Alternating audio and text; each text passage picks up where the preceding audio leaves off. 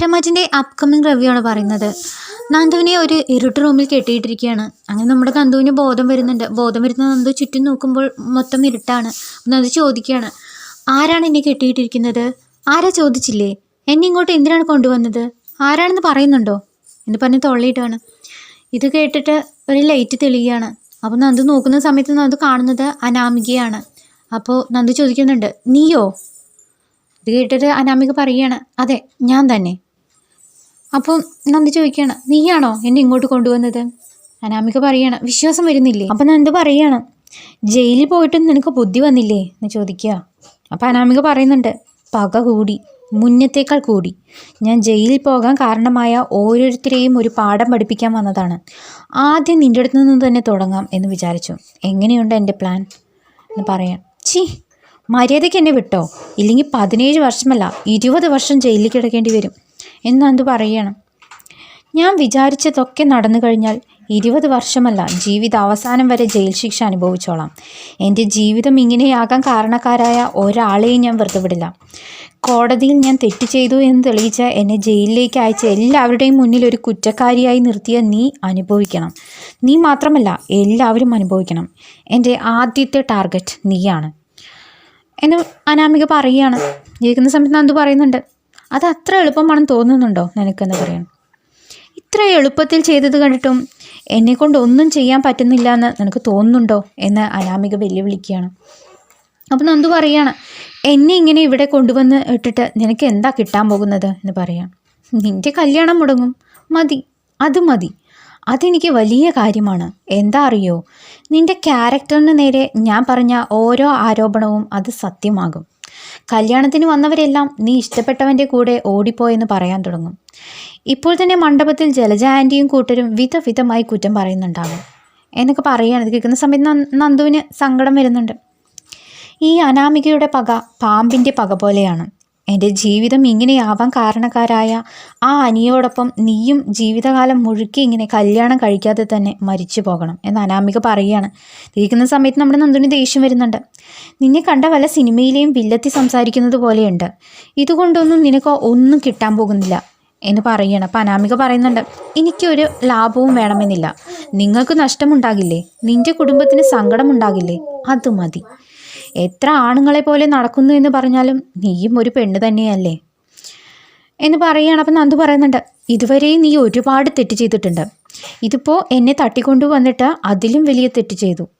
എൻ്റെ കല്യാണം മുടക്കി എന്ന് പറഞ്ഞാൽ നിനക്കിപ്പോൾ സന്തോഷിക്കാം. പക്ഷേ ഈ സത്യമൊക്കെ പുറത്തറിഞ്ഞാൽ നിയമം നിന്നെ വെറുതെ വിടില്ല. അതിൽ നിന്ന് നിന്നെ ആരാ രക്ഷിക്കുക എന്ന് പറയുകയാണ്. ഇത് കേൾക്കുന്ന സമയത്ത് അനാമിക അവിടെ പൊട്ടിച്ചിരിക്കുകയാണ്. ഞാനിപ്പോൾ ചെയ്ത ഈ കാര്യം കൊണ്ട് നാട്ടുകാരെല്ലാം നിന്നെയും നിൻ്റെ കുടുംബത്തെയും മാനം കെടുത്തും. പുറത്തിറങ്ങി നടക്കാൻ കഴിയാതെ നീയും നിൻ്റെ കുടുംബവും വിഷം കഴിച്ച് ആത്മഹത്യ ചെയ്യേണ്ട അവസ്ഥയുണ്ടാകും. അതാണ് എൻ്റെ ടാർഗറ്റ്. എനിക്ക് ലഭിച്ച ശിക്ഷയ്ക്ക് പകരമായി ഞാൻ നിങ്ങൾക്ക് തരുന്ന ശിക്ഷയാണിത്. ഇവിടെ നിന്ന് നിന്നെ ആരും രക്ഷിക്കാൻ വരില്ല. ഇവിടെ നിന്നും നിനക്ക് രക്ഷപ്പെടാനും പറ്റില്ല എന്നൊക്കെ പറയുകയാണ്. പിന്നീട് നമ്മുടെ ആദർശിനെയും നയനയെയും കാണിക്കുന്നുണ്ട്. ആദർശം നയനയും ഒരുപാട് തിരഞ്ഞു, നന്ദുവിനെ കണ്ടെത്താനായില്ല. അങ്ങനെ നമ്മുടെ ആദർശ എസ് ഐ അടുത്ത് ഒരു കംപ്ലൈൻറ്റ് കൊടുക്കാമെന്ന് പറയുകയാണ്. അങ്ങനെ എസ് ഐയുമായിട്ട് സംസാരിക്കുന്ന ആദർശിനെ കാണിക്കുന്നുണ്ട്. ആദർശം നടന്ന കാര്യങ്ങളെല്ലാം എസ് ഐൻ്റെ അടുത്ത് പറയുകയാണ്. അപ്പോൾ എസ് ഐ തിരിച്ചു ചോദിക്കുന്നുണ്ട്, പെൺകുട്ടിക്ക് വിവാഹത്തിന് ഇഷ്ടമല്ലേ എന്ന് ചോദിക്കുകയാണ്. അപ്പോൾ ആദർശ് പറയുന്നുണ്ട്, ഇഷ്ടമാണ്. അവളുടെ സമ്മതപ്രകാരമാണ് കല്യാണം തീരുമാനിച്ചത്. ഇങ്ങനെ കാണാതാവേണ്ട ഒരു കാര്യവും ഉണ്ടായിട്ടില്ല. എന്തോ സംഭവിച്ചിട്ടുണ്ട്. നന്ദുവിനെ കണ്ടെത്തണം. ഈ കംപ്ലൈൻറ്റ് കുറച്ച് പേഴ്സണലായി എടുക്കണം സർ എന്ന് ആദർശ് പറയുകയാണ്. എന്ന് പറഞ്ഞ് ഫോൺ വെക്കുന്നുണ്ട്. അപ്പോൾ നയന ചോദിക്കുകയാണ്, എന്താ പറഞ്ഞത്? എന്താകാനാ, അന്വേഷിക്കാൻ എന്ന് പറഞ്ഞിട്ടുണ്ട്. കംപ്ലൈൻറ്റ് കൊടുത്തിട്ടുള്ളൂ എന്ന് ആദർശ് പറയുകയാണ്. അവരെപ്പോൾ അന്വേഷിച്ച് എപ്പോൾ കണ്ടുപിടിക്കാനാണ്? കല്യാണത്തിനുള്ള സമയമായില്ലേ എന്ന് പറയുകയാണ്. ആദർശേട്ടൻ തന്നെ കണ്ടില്ലേ, ആദർശേട്ടൻ്റെ ഇളയമ്മ എന്തൊക്കെ ആരോപണങ്ങളൊക്കെയാണ് പറയുന്നതെന്ന്. ഇങ്ങനെയുള്ള ഈ സംസാരങ്ങളൊക്കെ ഉണ്ടാകുമെന്ന് അറിയാവുന്നത് കൊണ്ടാണ് വളരെ ശ്രദ്ധയോടെ ഞാനിരുന്നത്. പക്ഷെ നിങ്ങളാണെങ്കിൽ എത്ര സിമ്പിളായിട്ടാണ് നന്ദുവിനെ വിളിച്ചു കൊണ്ടുപോയി കല്യാണം നടത്താൻ ശ്രമിച്ചത് എന്ന് നമ്മുടെ ആദർശിനെ കുറ്റപ്പെടുത്തുന്നുണ്ട് നയന. നീ പറയുന്നത് കേട്ടാൽ ഞാനാണ് നന്ദുവിനെ തട്ടിക്കൊണ്ടുപോയതെന്ന് തോന്നുമല്ലോ എന്ന് ആദർശ് പറയുന്നുണ്ട്. അങ്ങനെ എങ്ങാനും ചെയ്തിട്ടുണ്ടായിരുന്നെങ്കിൽ ഇവിടെ ഇങ്ങനെയൊക്കെയുള്ള സംസാരങ്ങൾ ഉണ്ടാകുമെന്നാണ് ഞാൻ പറഞ്ഞത്, അല്ലാതെ ആദർശിനെ കുറ്റപ്പെടുത്തിയതല്ല എന്ന് പറയുന്നുണ്ട് കേട്ടോ. ശരി, ഇനി അതിനെക്കുറിച്ച് പറഞ്ഞിട്ട് എന്താ കാര്യം? ഇപ്പം നടക്കാൻ പോകുന്നതിനെ പറ്റി ചിന്തിക്കാം എന്ന് ആദർശ് പറയുന്നുണ്ട്. ഇനി ചെയ്യാൻ ഒന്നുമില്ല ആദർശേട്ടാ, എൻ്റെ അനിയത്തി എവിടെയുണ്ടെന്ന് തിരഞ്ഞു കണ്ടെത്തി ഞാൻ തന്നെ കൂട്ടിക്കൊണ്ടുവരാം എന്ന് പറഞ്ഞ് നയനെ പോകാൻ നിൽക്കുകയാണ്. അങ്ങനെ പോകാൻ നിൽക്കുന്ന നയനെയും നമ്മുടെ ആദർശ് തടയുന്നുണ്ട്. ഇവിടെ എവിടെയാണെന്ന് പറഞ്ഞിട്ടാണ് നീ തിരഞ്ഞു കണ്ടുപിടിക്കാൻ പോകുന്നത്? ഇതെന്താ പ്ലേ ഗ്രൗണ്ട് ആണോ? ഇത്ര വലിയ സിറ്റിയിൽ എവിടെയാണ് എങ്ങനെയാണോ ഒന്നും അറിയാതെ തിരിയാൻ പോകാൻ എന്ന് ആദർശ് ചീത്ത പറയുകയാണ് നയനേനെ. പിന്നെ നമ്മൾ എന്താ ചെയ്യുക? ശരിയെന്ന് പറഞ്ഞ് ഇങ്ങനെ ഇരിക്കാൻ പറ്റുമോ ആദർശേട്ടാന്ന് നയന പറയുന്നുണ്ട്. പോലീസിൽ ഇപ്പോൾ കംപ്ലൈൻറ്റ് കൊടുത്തിട്ടല്ലേ ഉള്ളൂ, എന്തെങ്കിലും ക്ലൂ കിട്ടട്ടെ, നമുക്കും പോയി അന്വേഷിക്കാം എന്ന് ആദർശ് പറയുന്നുണ്ട്. ആദർശേട്ടൻ എന്താ ഒന്നും അറിയാത്ത പോലെ സംസാരിക്കുന്നത്? ആ ജലജ അപ്പച്ചിയും ഇളയമ്മയും ചേർന്ന് ഈ സമയത്തിനുള്ളിൽ എന്നെയും എൻ്റെ കുടുംബത്തെയും മണ്ഡപത്തിലുള്ള അത്രയും ആളുകളുടെ മുന്നിൽ വെച്ച് അപമാനിക്കും. അത്ര പേരുടെ മുന്നിൽ എൻ്റെ അച്ഛനും അമ്മയും തല താഴ്ത്തി നിൽക്കേണ്ടി വരും. ഇത്രയൊക്കെ സംഭവങ്ങൾ നടന്നിട്ടും എൻ്റെ അനിയത്തിയെ കല്യാണം കഴിക്കാൻ ആ പയ്യൻ മുന്നോട്ട് വന്നതാണ്. ഇപ്പോൾ അവരുടെ മുന്നിൽ വെച്ച് നിങ്ങളുടെ ഇളയമ്മ കല്യാണത്തിന് ഇഷ്ടമില്ലാതെ പെണ്ണ് ഒളിച്ചോടി പോയതാണെന്ന് പറഞ്ഞാൽ ഈ കല്യാണം നടക്കുമോ എന്ന് നയന ചോദിക്കുന്നുണ്ട്. അപ്പോൾ ആദർശ് പറയുന്നുണ്ട്, അങ്ങനെയൊന്നും ഉണ്ടാകില്ല നയനെ. നന്ദുവിനെ തേടി കണ്ടുപിടിച്ച് കൊണ്ടുവന്ന് എല്ലാവരുടെയും മുന്നിൽ നിർത്തി കുറ്റം പറഞ്ഞവരുടെയൊക്കെ വായടപ്പിക്കും ഞാൻ, മനസ്സിലായോ എന്ന് ആദർശ് ചോദിക്കുന്നുണ്ട്. അങ്ങനെ ആ സീൻ അവിടെ കട്ടാവുകയാണ്. പിന്നെ നമ്മുടെ അനിയാണ് കാണിക്കുന്നത്. അനി കാറുമായി പോകുന്നതായിട്ട് കാണിക്കുന്നുണ്ട്. പെട്ടെന്ന് കാറിൻ്റെ മുന്നിലൊരു കുട്ടി വന്ന് വീഴുകയാണ്. അപ്പോൾ നമ്മുടെ അനിയാണെങ്കിൽ കാറ് നിർത്തുന്നുണ്ട്. കുട്ടിയുടെ അമ്മ വന്നിട്ട് കുട്ടീനെ കൂട്ടിക്കൊണ്ട് പോകുന്നതായി കാണിക്കുന്നുണ്ട്.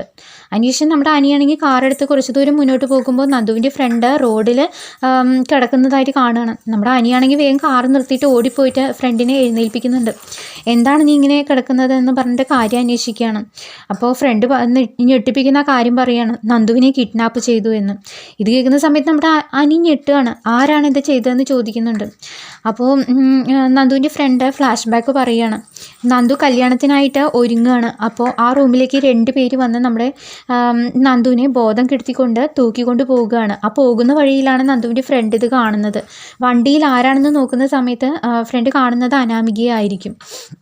ഇത് കാണുമ്പോൾ ഞെട്ടുന്ന ഫ്രണ്ടാകട്ടെ വണ്ടിയുടെ പിന്നാലെ തന്നെ ഓടുന്നുണ്ട്.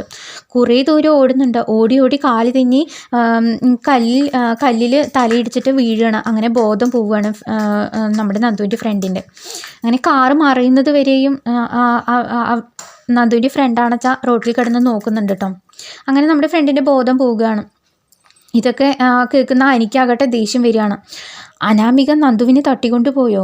ഞാൻ അവളെ വെറുതെ വിടില്ല എന്ന് പറഞ്ഞിട്ട് അനി ദേഷ്യത്തോടെ അവിടെ നിന്ന് എഴുന്നേൽക്കുകയാണ്. പിന്നീട് മണ്ഡപത്തിലേക്ക് വരുന്ന ആദർശിനെയും നയനയെയും കാണിക്കുന്നുണ്ട്. നയനയുടെയും ആദർശിൻ്റെയും കൂടെ നന്ദു ഇല്ലാത്തത് കാണുമ്പോൾ എല്ലാവർക്കും നിരാശയാവുകയാണ്. ഇത് മുതലെടുത്തിട്ടാകട്ടെ നമ്മുടെ ജലജ ചോദിക്കുകയാണ്, എവിടെ നിൻ്റെ അനിയത്തി? കൂട്ടിക്കൊണ്ട് വരാം എന്ന് പറഞ്ഞ് പോയതല്ലേ എന്ന് പറയുകയാണ്. അതിൻ്റെ കൂടെ ജാനകിയും പറയുന്നുണ്ട്, പറഞ്ഞത് കേട്ടില്ലേ, അവരെ ഒളിപ്പിച്ച് വെച്ചിട്ട് വന്നോ അതോ കല്യാണം നടത്തിയിട്ട് വന്നോ എന്ന് പറയണത് കേൾക്കുന്ന സമയത്ത് ആദർശന് ദേഷ്യം വരുന്നുണ്ട്. അതെ, അനിയും നന്ദുവും കല്യാണത്തിന് സമ്മതിച്ചിരുന്നെങ്കിൽ ഈ സമയം ഞാൻ അവരുടെ കല്യാണം നടത്തി ഹണിമൂണിന് അയച്ചേനെ എന്ന് പറയാണ്.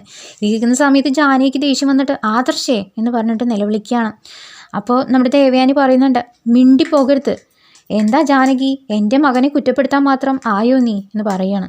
ജാനകി പറയുന്നുണ്ട്, ചേച്ചി ഇതെൻ്റെ മകൻ്റെ ഭാവിയെ ബാധിക്കുന്ന സംഭവമാണ് എന്ന് പറയാണ്.